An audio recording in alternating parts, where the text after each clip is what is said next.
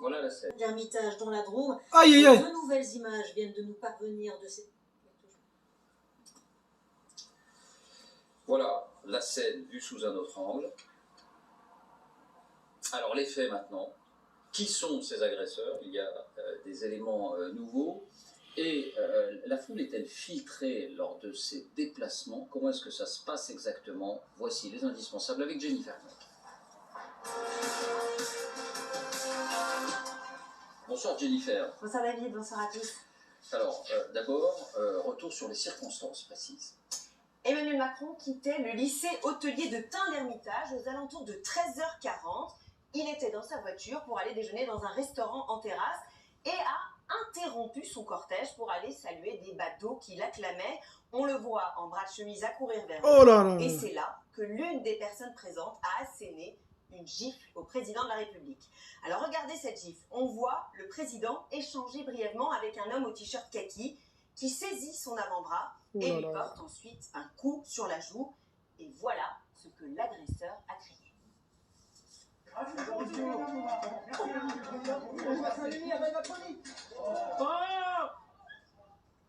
L'homme a crié « Montjoie, Saint-Denis, à bas la Macronie », un slogan royaliste, on y reviendra. L'agresseur a alors été plaqué au sol et 2 suspects ont été interpellés. Ils sont en garde à vue. Alors, qu'est-ce qui s'est passé dans les secondes qui ont suivi Jennifer et comment a réagi le président de la République? On voit sur les images, il a eu un léger mouvement de recul, mais très vite, il est entouré par les officiers du GSPR. Il est écarté quelques secondes seulement et continue sa déambulation. Il serre des mains et on le voit, un quart d'heure plus tard, assister à son déjeuner comme prévu. Et voici une image qu'on n'a pas encore beaucoup vue, le président au téléphone qui dédramatise l'événement. T'inquiète pas, le gars il est pas loin.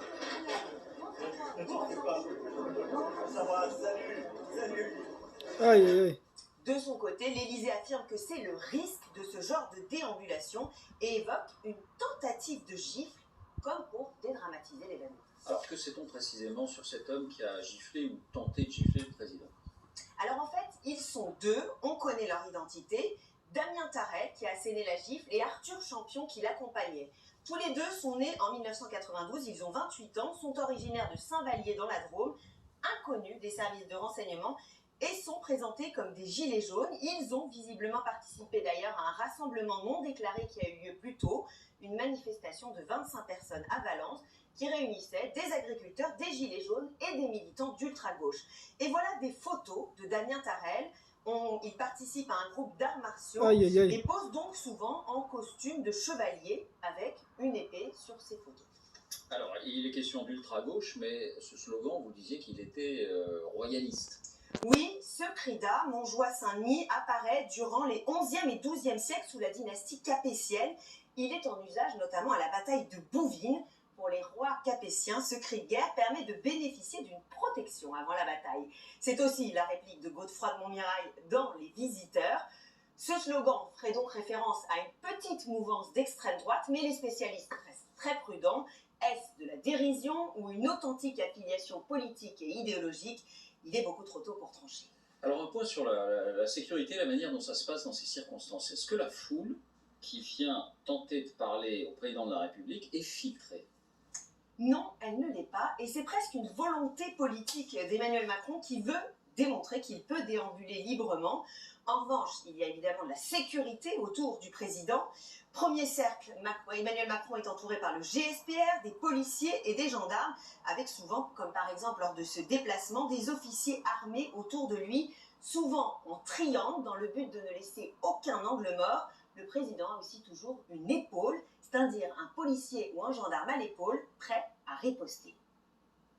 Vous voyez autour de lui, il y a 3 ou 4 personnes en costume qui sont là évidemment pour le protéger. Là, la spontanéité, la réaction de l'individu a été très rapide. La priorité évidemment pour celui qui est au contact à l'épaule, c'est de l'évacuer le plus vite possible et puis évidemment d'aller au contact.